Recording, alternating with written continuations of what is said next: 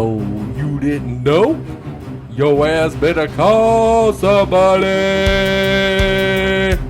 This podcast proudly presents to you the zero-time tag team champions of the world, the Road Dogg, JJ Brownlee, the Badass, JB Faulkner, Total Spotfest Live, with the ninth wonder of the world, Nick. And welcome back to Total Spotfest Live. I am JJ Brownlee, and with me by my side, as he always is, Mr. JB Faulkner. Rejoice, it's AEW night. It's his! And we are accompanied this evening by a very special guest. It is our very own young boy, the ninth wonder of the world, Nick. Hey, what's going on? Young boy. Yeah, I know. Whatever. Yeah. He's our butler, Charles. Charles. Yeah. Nicholas. Well, thank You you guys for... need a little bell. Yes, absolutely. Oh, this weekend we're going about, yeah. All right, it's on. Yeah. Hey, you invite it, we'll bring it. So thank you guys for joining us. This is Total Spotfest Live.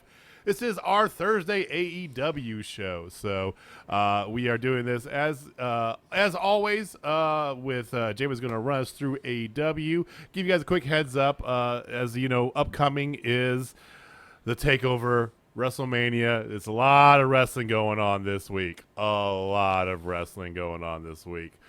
Impact's moving. New Japan has things going on. All sorts of stuff. So you will see next week we're going to have some additional shows coming in. If you have not already heard, we're going to be having a TakeOver show, a Mania show.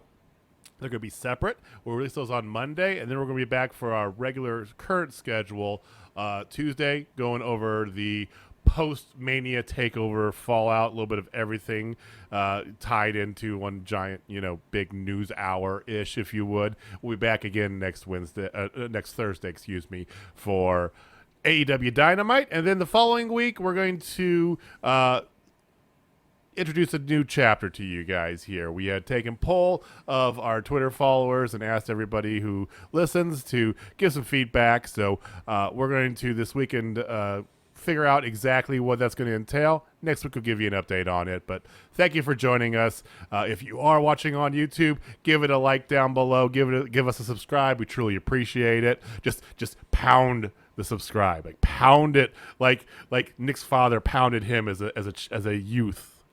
I don't know, that's too far. I'm sorry, Nick. So yeah, I'm trying to be funny. It's not working. It's late. Whatever. That felt grossly inappropriate and awkward. I was trying to think of something witty to say, and I didn't have anything, and I just saw Nick's face over there, so I was like, I'll just pick on him, I guess. That'll work. Yeah. All right. He is an easy target. If you are listening to us on any of the podcast sources, Apple, Amazon, whatever, thank you. We do appreciate that. We are available on YouTube. Just search for Total Spotfest Live. Or... as always, we do appreciate any reviews, any comments. Please let us know how we're doing. Also, get in touch with the conversation. Give us a follow on Twitter at Total Spotfest. So that is my shtick. And Jamie, why don't you go ahead and get us to it? We're going to talk about AEW tonight. All right, so let's just go into it just like how they go into it. We start off with a promo. A match. A match. A match. That's right. Yeah, Okay. yeah. No. It is Hangman Adam Page versus Max Caster with Anthony Bowens. This is the first time we've seen Anthony Bowens in weeks because he's had that knee injury. He was on Elevation on Monday. Yeah, well, duh. But what I'm saying is we haven't seen him in forever, especially on Dynamite. On Dynamite. We're talking Dynamite. Well, I'm just saying we have seen him. It's just not on. Okay. It's just, tell me, have you seen her? Anyway, so Caster comes out. Just spits straight fire. I love his raps now. At first I hate him. I love him now. He basically is like, Hangman's like a pony, you could do this, and then blah blah blah. He's gonna say blow me. But then Bowens stopped him and goes, "You can't say that on TNT." It's so funny. It's funny. I thought it was ironic too. So you have like the gay wrestlers like, "No, you can't tell that to another man." It's like, good. Yeah. And then we got the Acclaimed is here thing, which I really like that.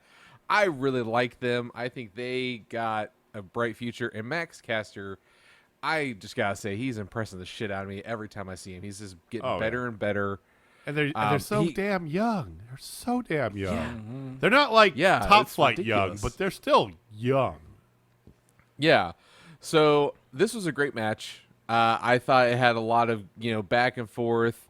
The big thing for me was Hangman did come out solo, so it was definitely more of a handicap style. You had the manager type.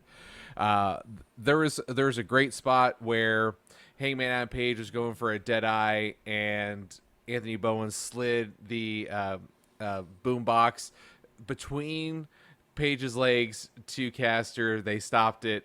The ref got involved, and it was a nice little piece there. And then when the ref grabbed the boombox, Max Caster got the chain from Bowens wrapped around his hand and then punched Page in the face, but Page was able to kick out at 2. So that was a nice piece there. There was also another one where they were fighting on the apron. That's the hardest part of the ring, just so you know. Yeah, yes, it is. And JR dropped it. Yeah, not only did you say it, but JR did. He didn't. I didn't hear him say hardest part of the ring. I heard he talking about sure being on the did. apron, though. He sure did, because they were going back and forth, and Caster did try to move, and basically it wasn't like a power bomb. It was more like a over the shoulder type, whatever. I forgot Like a what those are release called. suplex of some sort. Yeah, something like. Sure. Well, it's like when they're running and they do the push up, whatever. Yeah. So that's what happened. Caster landed on that, and that's what JR goes, "Oh, it's the hardest part of the ring." And as soon as I heard it, I automatically thought he Gotta let you know, that's the hardest part of the ring. It is. So the ending is, obviously, if you've been watching anything, you know that Hangman Adam Page, the number 1 contender, and they said it 4 times. I wrote it down. They called him the number 1 contender 4 times. So he gets the win. It was really good hits with a buckshot lariat for the dub. Great. It's a solid start. match. Solid start. Yes. Better than some shows with their solid starts, like, a promo or whatever. Well, it goes without saying, by far. Yes. But as far as this wasn't like the Ray Phoenix versus Matt Jackson, start of the show. It's like but once again, you put the bar up that high, you're never going to reach it. So this was a very good. It was Max took a lot. He took well, which I think is great for a young talent, because you better yourself by learning how to take. To be honest with you, if you can take really well, because you can work on your own moves and whatever, that's fine. But your character, it builds from that. So he took a lot in this match, and Page sold the whole thing. Bowens had the whole, put his arms, got distracted, like banged his arm into the post before the commercial and the whole 9 yards. And so he was selling that. So it's a very solid opening, very good opening. Yeah, I was very, very happy. So then, in typical AEW fashion, we go into promo. Mm-hmm. Death Triangle comes out Yeah. at Tony Schiavone's prompt, so it's good to see Pac. It looks like his ankle's better.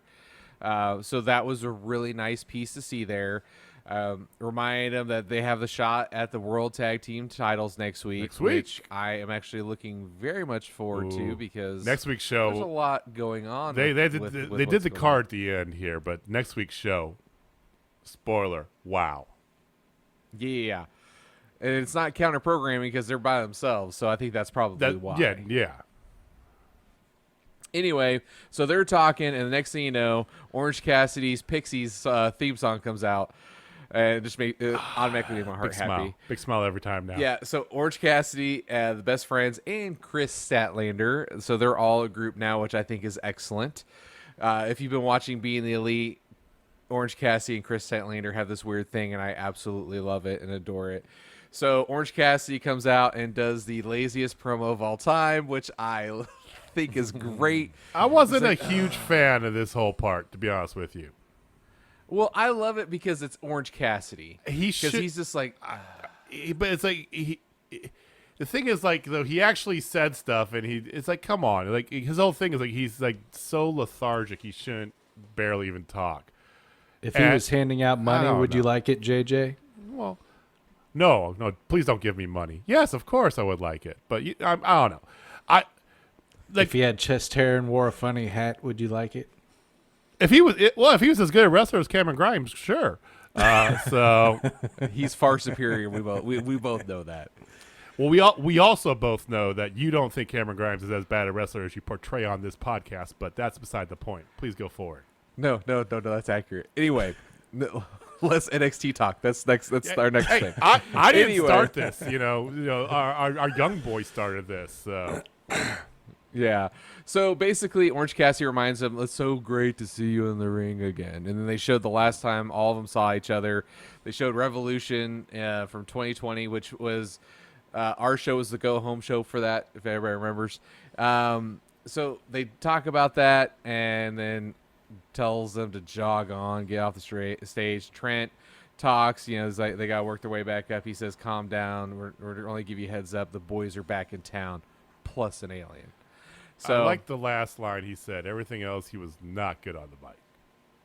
Oh, it's Trent. He's That's my complaint, and I think that's the perception people get from the best friends is because they are terrible on the mic. They are. Chuck's gotten better, but they're bad on the mic and they're fabulous in the ring. So it's like, what do you do with that? But get a manager.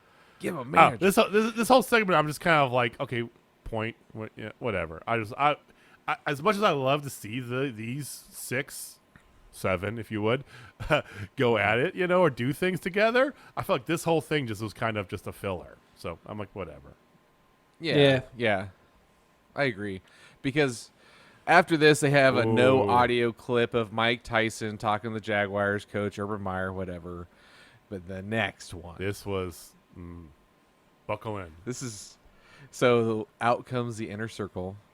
Chris Jericho has a beard growing now. I don't know if you've already noticed his beard. Oh, yeah. Oh, man, this is the Jericho of old, baby. But did you see where they came? They came out of the face. They came out of the face tunnel. And they talked about how they've been doing bad stuff for 6 months, and they apologized to everybody, Including the all fans. of I was you. like, yeah. They turned straight super face. Super face, inner which, circle. Yeah, it's weird. I mean, I love Jericho. I'll ride or die. Speaking of Jericho, I don't know if you all saw this. He's going to be on the Broken Skulls podcast with Stone Cold. That's actually done through WWE. So this is like a big to do. Everybody lost their freaking mind when it got announced on the Twitterverse everywhere. Everybody's like, "Oh, this is the Forbidden Door. He should be doing this." It's like, dumb. Which is funny because I read somebody asked, talk to Vince about it. Like, how's Vince feel? And they're like, he don't care. It's like he seriously didn't care. He's like, I don't give a shit. Steve asked him twice. Yeah. Because Steve said, he goes, are you sure about this? He goes, yeah, I don't care. Vince and I aren't good on text, so I asked him again. which that's so Steve Austin. I'm interested to see that before you get into the promo here, because my take on it is they're barely going to talk about AEW, to be honest with you.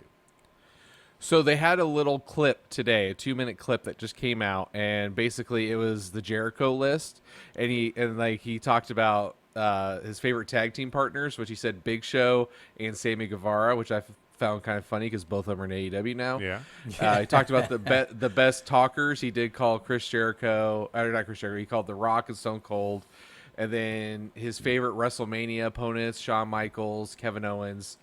And then they talked about future Hall of Famers, and he named off a few. And then Stone Cold's like, "You definitely got to put yourself in the mix for that." Right. Yeah. So he never really. He didn't leave on bad terms with Vince. He's actually. I think I saw on Shot of Brandy. He still talks to Vince. They still text it once in a while. So, as much as people want to make a big deal out of it, I really don't think it's going to be. I think it's going to be a very good promo. I don't think it's going to be like the heat that the internet originally thought. Like, oh my God, it's like just.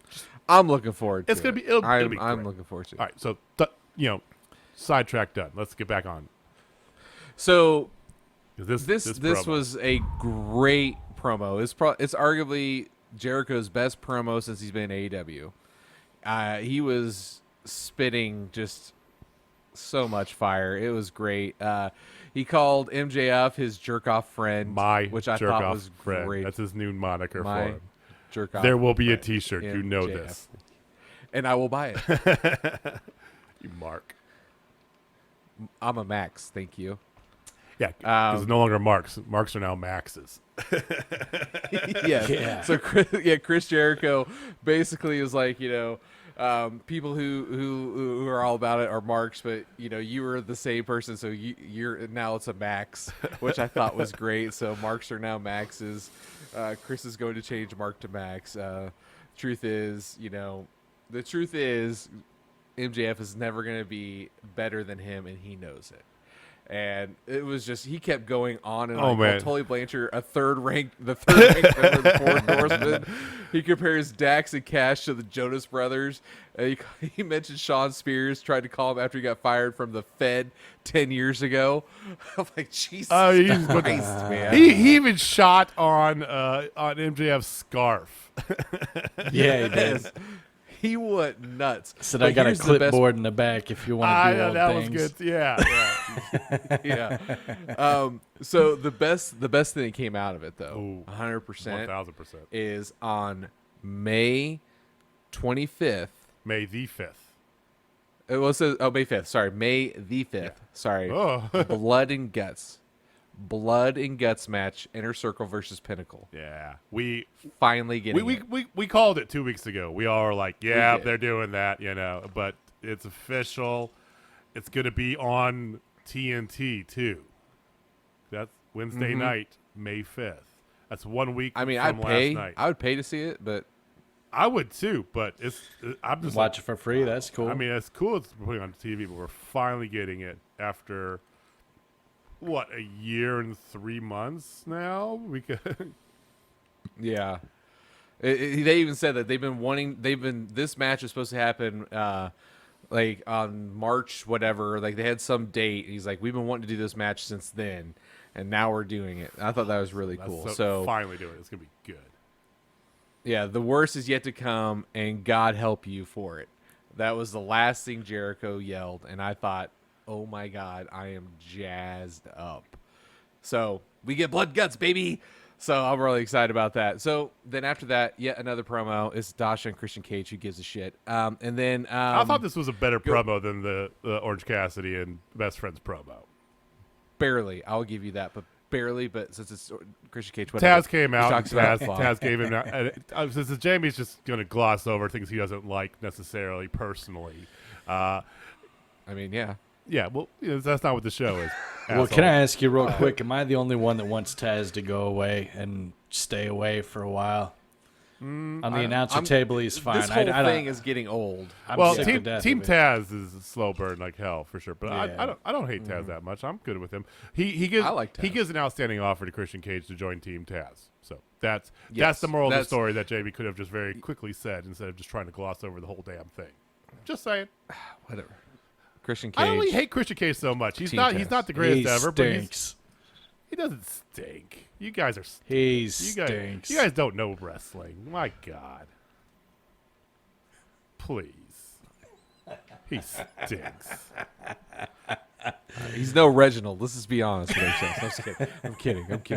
I don't give a shit about Reginald anymore. We'll talk about him at TakeOver, but whatever. Oh, I don't have the problem you two have with Christian Cage, apparently, which I don't get. But please move on. He's just a mid-card guy. They're trying to push him like he's not a mid-card guy. He's a mid-card guy. He's with Taz now. Taz Look, is man, in the mid-card. This would be like, bringing back B.J. Armstrong, to celebrate, the Bulls in their heyday.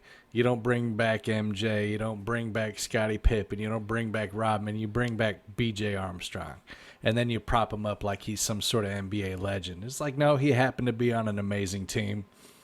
You know what? That's what Christian Cage is. He's just some extra in the background that they're trying who's been a multi-time world champion in several promotions. I mean, so that doesn't hold any water with me. Okay. Oh my God. Okay. Well, I'm not a big fan of him. I never have. I've been He's very a mid-card guy. vocal It's a mid-card that. promo. Who gives a shit? Move forward. Thank you. All right. So next we have the Godzilla versus Kong match. Seriously. Of Bear Country versus Jurassic Express. Jurassic Express comes out to Jungle Boy, or Tarzan Boy, which I thought was great. I love that so much. I love it too. Like, just Tony Khan, just buy all of them up. Man. Come on. I mean, he's 8 times richer than Vince McMahon. It was revealed today on the Forbes billionaire list. He's worth. We lost Nick. He's worth $8 billion, whereas Vince is worth 1.8. I don't know if you saw that or not, but yeah. Yeah, I'm just waiting for him to get. I'm just Saeed honestly Khan. waiting. Saeed Khan. Sorry. Wait.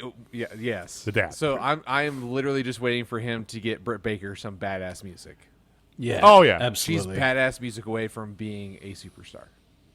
That's a good call. Well, I think she's already a superstar, but It would yeah, do it. I do you're, too. You're not wrong. So you're not let me wrong. say, No, like, to the next she level needs superstar. that. She deserves that kind of. Yeah. Treatment. Yeah. Yes. Because she is the face of the women's division. But anyway, we'll talk about her later.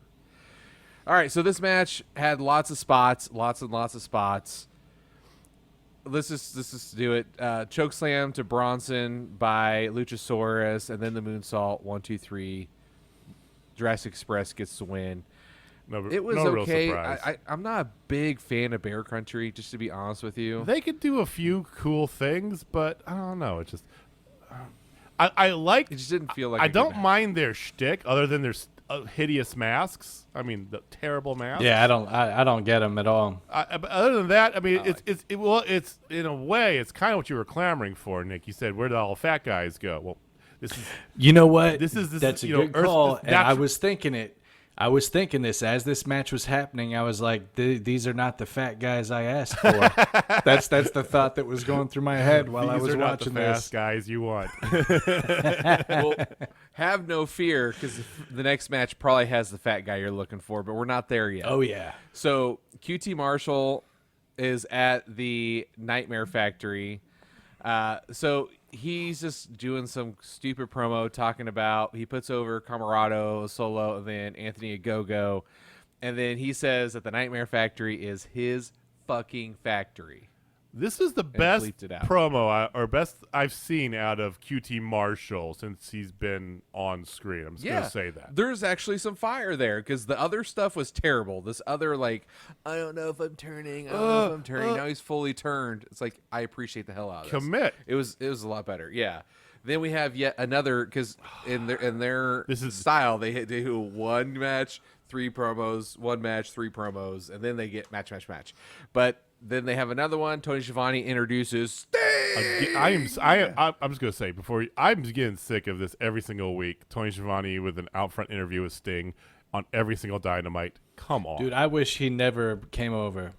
It was I one of don't those things hate where, like, that. when you I see him, just- you're like, oh man, Sting, and It's now cool. it's like, what's he here for? Well, the point is that part of what makes Sting so great is like his sparingness, and it's like clockwork. Every Dynamite, Tony Schiavone's going to do an interview with Sting that is going to eventually get interrupted Yeah. by somebody.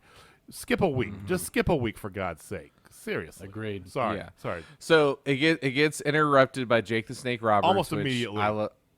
Yeah, which he says that he did that because Yeah, he did. typically he doesn't even talk. They come out in the middle of it. He decided he'd come out in the beginning, and then Murder Hawk comes out and says, "I'm sick of being passed over. I'm sick of being in the main card, and then I'm forgotten and all this." And while they're doing that, they're showing Ethan Page and Scorpio Sky up in the rafters, which I thought was a nice little call out because I feel like there's something that's gonna happen there. Well, then Sting snatches the mic out of the Murder Hawk's hand. He's like, "You are main event material," and he looks at Jake and goes, help him." Like he's telling him to actually help him, become this thing. He's like, "You can make it showtime and do it." And I loved it. And then they walked off, and then Sting and them walked off, or not Sting, Murder Hawk and Jake Roberts walked off, and then you see Ethan Page and Scorpio Sky laugh about it in the stands. So Man, what's cracking me up Yeah. on that was, and I was laughing at him, not with him.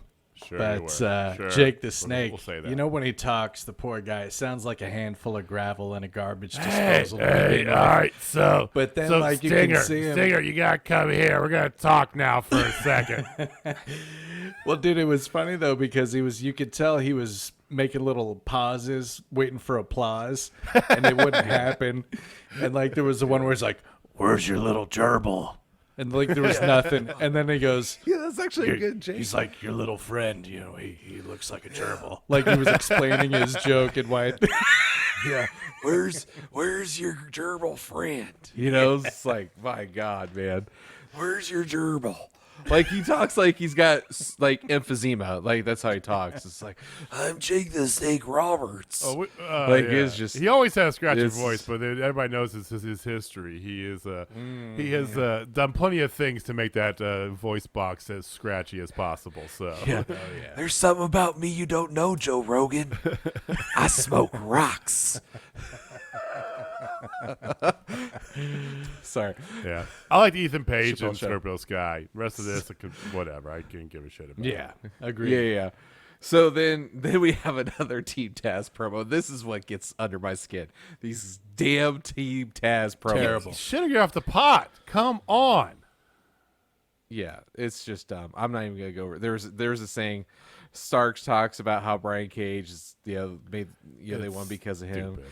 Taz tells him to stop instigating, and then they have the opportunity to recruit Christian, and they're gotta play it smart. And Stark says, "Absolutely understood." Like, who gives a shit? Anyway, so here you go, Fat Boy alert. So match 3 for the TNT Championship, we have JD Drake with Ryan Nemeth and Cesar Bononi versus Darby Allen with Sting.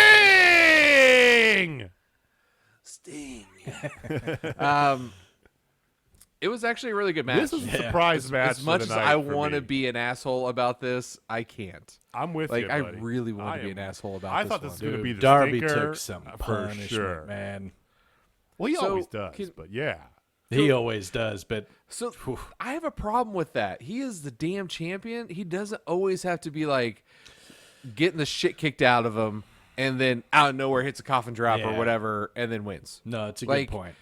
Like, you're a champion. Like, I appreciate it, but I know it's a shtick, and I appreciate that it's a shtick, and I should be grateful because I do appreciate his athleticism and everything. I'm just sick of just seeing him every time he's out there for 9 minutes and 58 seconds of a 10-minute match, just getting the bloody shit knocked out of him, and the next thing you know, coffin drop 1, 2, 3. Well, there is a remedy to No, that. I'm with you there. There's a remedy to that, Jamie. Is take the belt off of Darby. I If agree with you. I am Should. for If he's just another guy, then I'm fine with that. But you're right. As the champion, he's got to have some balance. I mean, you can't just go out there and, barely win everything with like 1-2 move out. Just take the belt off of him. Move the belts around. In 2021, wrestling companies are too afraid to jar the belts and have them bounce back and forth in short reigns. There's nothing wrong with that. So I appreciate a short reign.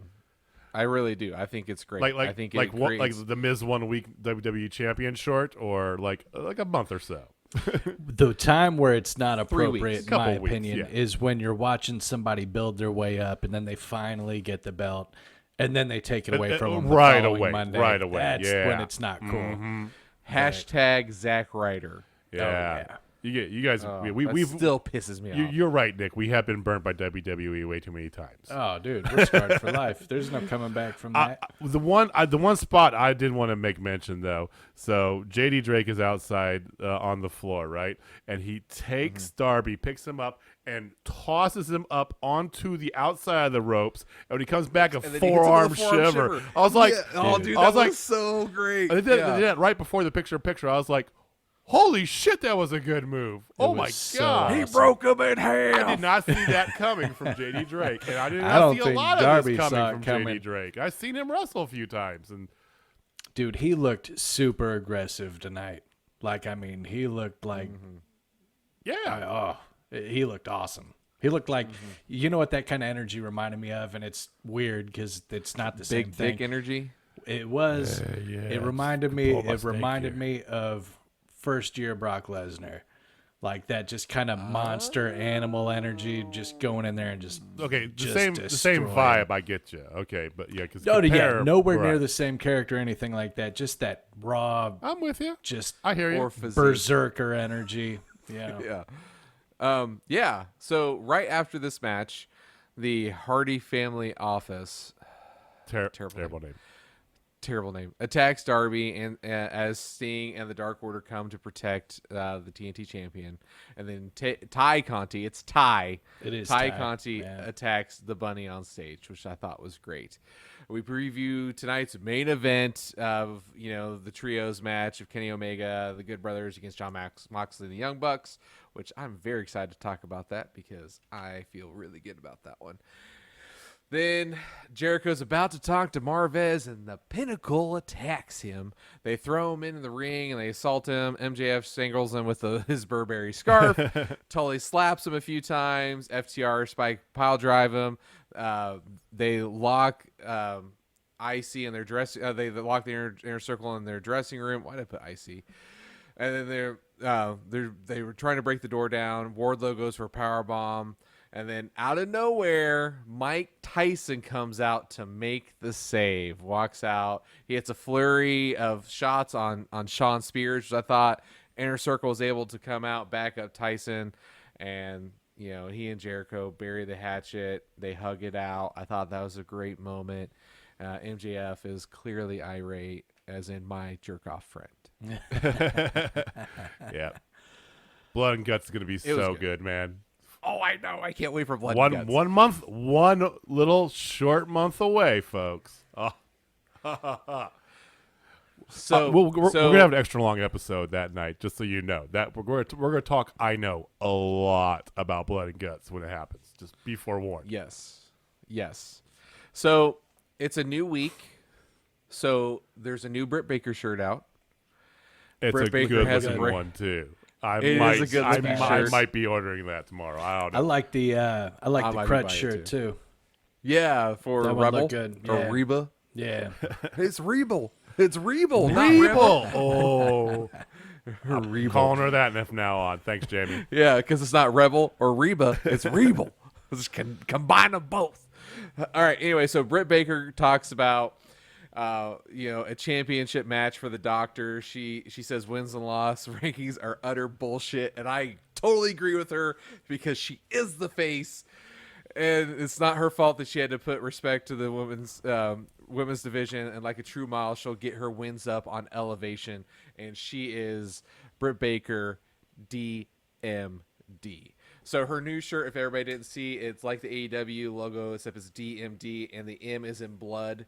Like it was blood splattered. Well, it's the M is red, but it's also the picture red. of her, which was in the corner when she had her head busted open. Yeah, it's her like inside of that, like it's like that image bloody cut out into an M, and it's all like red tinted. So it looks really good. I might be an owner of that shirt, or one of my daughters might be an owner of their shirt because I still kind of feel weird about being a grown man buying a woman's shirt. Why? I love my Io Shirai shirt. I mean, know, it's okay. It just no, but you know what I mean. Like it feels like you're kind of predatory a little bit. Like you're that guy. Oh, I like to watch. Okay, matches. And not like you actually enjoy watching. There is that perception that you guys wrestling fans, you just like to see the girls in those skimpy outfits get sweaty and stuff. Ooh, you're such a perv. It's like it's like we can appreciate. 2021, we can appreciate female wrestlers, but I understand what you mean because yes.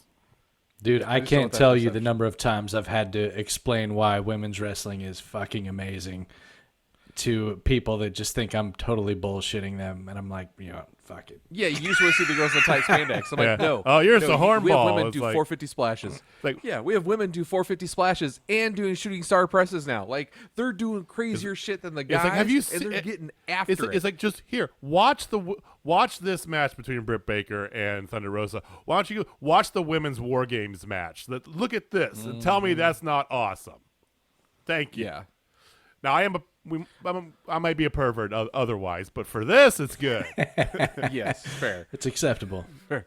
All right, so we have our fourth match of the night. We have Tay Conti with the Dark Order and -1. I thought it was nice to see a -1 sighting. Mm-hmm. Her and Tay Conti and -1 were both wearing all white. I thought that was a kind of nice little touch. Mm-hmm. Versus the Bunny and the Hardy family office. Great match. I enjoyed it. Bunny can only do so much. Ty really carried her. Ty hits the DD for the dub. Gets the win. I really enjoyed it. Sheeta was out there, so there was a spot where Bunny got Sheeta's kendo stick and was going to hit Ty with it, and then Sheeta ripped it out. For some other reason, Sheeta was out there with the Dark Order. Yeah, I don't understand this friendship at all. I don't understand that. It feels like that feels cobbled together and trying to cram more women into a show. Forced. It feels forced, yeah. right? Have another women's match. That's a good way to get more women in the show. Have good two call. women's matches. Yeah, but most of them are on Elevation now. All the women's matches are legit on Elevation except for one or two. Like one, Well, okay. sorry. To be fair, they have a lot of young female talent.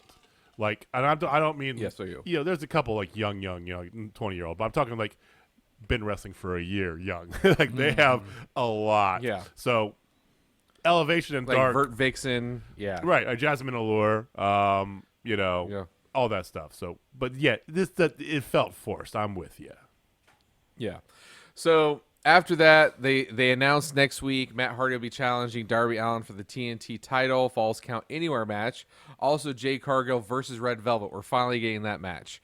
So we get to see that bitch versus, home cooking or whatever she does. So we finally get the solo there. The headline bout, however, looks like it's going to be Dax Harwood versus Chris Jericho with Mike Tyson as a special enforcer.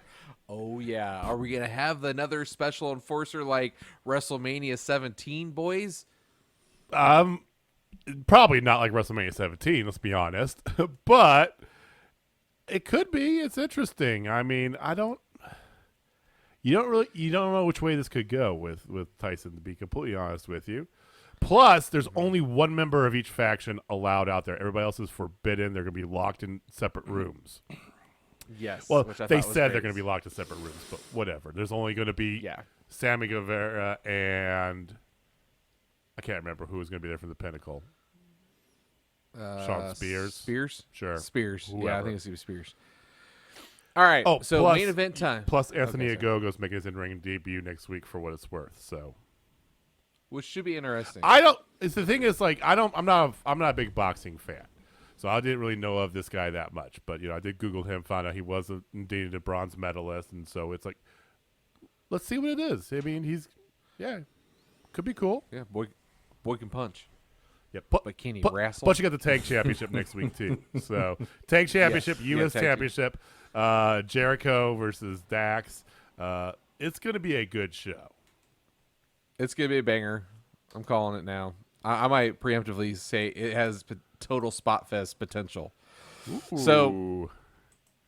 So here we go. Main event time, trios match, which used to be called a 6-man tag match, which I love the fact that JR did call that out. For you old timers out there, he had said. Yeah. So Kenny Omega and the Good Brothers versus Jon Moxley and the Young Bucks. I thought this was a badass match, boys. Yeah, it was good. I thought the ending was where I was going for. I was expecting a lot more out of this match. Let me put it that way. Well, the whole thing, it really told more of a story than spots. And I think I appreciated that more. As much as I love seeing Spanish Flies, Lion Tamers, Canadian Destroyers, anything of that nature, I love it when there's storytelling in a match. And the whole Nick Jackson being torn up inside.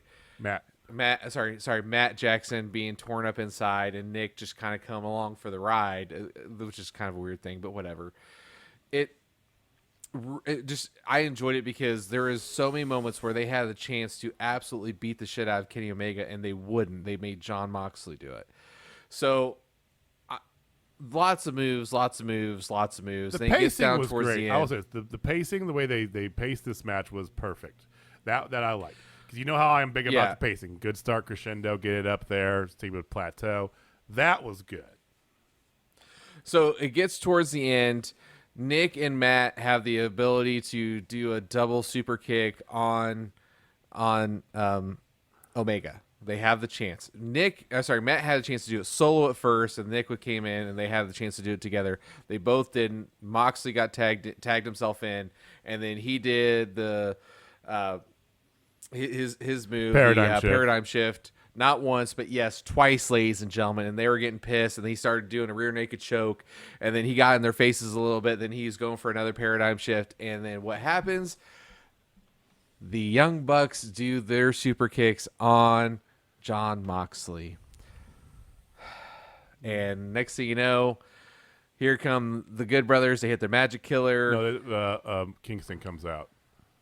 Oh yeah, Kingston comes out. They hit Limps the out. Yeah. He limps out. Limps out. Yeah, I love his little fake He had limp. like his little half boot on. Love me some Kingston. Yes. Yeah, he comes out. Good Brothers beat him up, and then they do the magic killer on him. Then they come in the ring. They hit the magic killer on Mox, and then they drag Kenny on top of him for 1, 2, 3. Yeah. It's over. But all I gotta say is I called it. You did. I think I was projecting more what I wanted to see. Maybe that's why, but you did call it. Okay, here's the thing. The reason that I wasn't as big on this match as you were necessarily. Now, I thought like the pacing was good, the action was fine. I mean, this is by far, light years better than what some other shows that air on a weekly basis show in their entirety. We know that, but yes, this is also basically the same thing. This is the same thing I complained about 3 weeks ago. I think it was. I can't remember if it was 3 or 4 weeks ago, talking about the Young Bucks. This make a decision, make where you're going.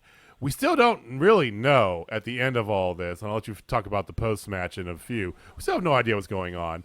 I think they oversold the whole, Matt being confused angle to me, because like I said, this has been going on for weeks and weeks, this whole, like, he doesn't know which way to go, and Nick is literally just there. I think it's a disservice to him in part, But in a way, he's the quieter one of the two, so fine, whatever. Yeah, he goes with his brother, which is fine. I don't know. To me, it just was like nothing. It didn't really surprise me. It just wasn't. I don't know. I would rather them make a definitive, we're this way or we're that way, and they still are just playing this on the fence game the whole time. And I wasn't nearly as in love with it as you were. So. Yeah, and the thing was, I enjoyed the fact that they finally shit. I felt like they shit. They they didn't get off the pot. They shit. So, but to your point, did they really? They did. Or yeah, was it just was it a half? Was shit? it just a shart? It was like a shart. Maybe that's maybe it's to get the hanger. You think you're done, but you're not. Yeah. And you start doing the Chris Pratt wiping, and yeah. So. After that, Young Bucks. I don't know how we got on that. I'm sorry, folks. That is not a good analogy. Good Brothers. So I think it's definitive because the Good Brothers pick up Mox and the Young Bucks do their super kick on Mox. Sure. Again, and then the crowd chants "You sold out," and then Tony Schiavone, as it goes to black, says the Bullet Club is back together. And they all do a big group hug in the middle, and Matt was being a little group vocal hug. to the crowd. They didn't throw it up. They wanted to throw it up, but Matt wanted to do the hug. See, so that's again. So they didn't throw it up. They did a big. I don't know. It's just something else to drag out for another couple weeks. Exactly. I don't think they are. I think they've made a line in the sand, and I really think that since we have a definitive team there, I think Mox is going to make a team. We'll have 2 blood and guts matches. I really feel like that is the next thing. That's Let me give you and maybe a female blood and guts. A female blood and guts would be great. I don't see that happening. But let me just say as well too, because it does have 2 people who are not AEW talent that are involved in this with the Good Brothers. So. It's like I almost wonder if they're doing this just as a way because the Good Brothers are gonna have to be more dedicated to Impact with Impact now on Thursdays. Maybe it's a way of writing them out. I don't know. I want to see more develop of this. I'm not making a decision. I'm not calling this bad by any stretch of the imagination. Don't think that I'm saying this is bad. I just wasn't. I don't know. To me, I felt like Nick said. It felt like this is something they're just gonna keep dragging it out for another month. I'm just being cautiously optimistic because I guess I'm just a mark. Well, it's all right. Maybe I'm just scorned because I watch too much WWE as well. So there's that. All right. And maybe we'll see. Well, let's do rankings. Nick, your turn to go first. What are you going to rank the show as? I'm going to go with Squash Fest. It was good overall, but the standout matches were Darby and Tay Conti's matches. Those 2 were bangers, and then there was a few that were decent. But that's why I'm going with Squash. It didn't blow me away, but it was good. There was a couple of matches I really liked, but there was only 2. So Well, I'm gonna go next. So I'm gonna go same thing. I was gonna go Squash Fest. So I'm going right in the middle there. I think that it was a good start. There was some promos that were kind of sparing. The Team Taz stuff was whatever. I wasn't a big, some promos that were short and kind of odd. The Lance Archer thing was weird. There was, and then, like you said, the Darby match surprised the crap out of me. This match was very good, although to me, it didn't rub me the right way. Tay Conti was a good match, but I felt, there could have been maybe a little more to that. So it was a very good 3 out of 5. Going to say Squash Fest. Jamie? Well, I'm like Christina Aguilera, and I was a genie in a bottle. It did rub me the right way. And I will say it was a spot fest. I think the matches overall, all the matches were quality matches. There was not that typical. There was no stinker. Even the Bear Country match, I will say. There was no stinker. Yes. So all of them, there was no duds. For what it was worth, we had arguably one of the best promos of Chris Jericho. That's definitely an AEW. I forgot to mention that. Absolutely. That was so good. And then the fine. I hope it's the fucking payoff, but I'm really hoping it's the payoff for this whole Matt Jackson thing. If it's not, then I will come on here next Thursday and just completely apologize to everybody. We shall see. I definitely feel like it's the payoff. Which is fine. And let's not forget, too, this is also going head-to-head with Night 1 of TakeOver, which we haven't watched yet as of this filming, because like I said, we're doing that. Right. We're recording that this weekend here to release on Monday. So as Nick Jackson was doing his turn, Io Shirai and Raquel Gonzalez are probably getting at the climax of their match. So I don't know I don't think TakeOver is going to beat AEW in the rankings, but you never know. It is TakeOver. There's Peacock involved. Who knows? So show me your peacock. Your peacock. They very well might not be done with this because this could be a filler part to finish the feud maybe next week, but we'll see. There's still plenty of open on the card for next week. There's only 4 matches on there. Yeah. And they're 4 good-looking matches, but we'll see. I just want more Britt Baker on my TV. Absolutely. More Britt Baker, more women's division. And I don't want to give them a knock because, like I said, it's one episode, whatever. You had a promo, a short little vignette thing for Jade Cargill, and basically in the preview for next week, Jade Cargill and Red Velvet, and then a single women's match.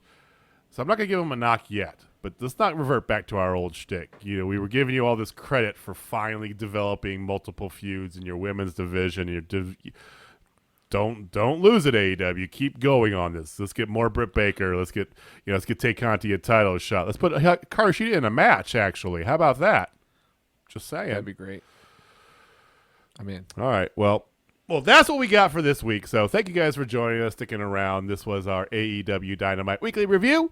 We will be back on Monday. Double episode, 2 separate episodes. Takeover, one for Mania. Next Tuesday, we'll be back with our fallout from Mania, WWE, what's going on, a little news happening there as well.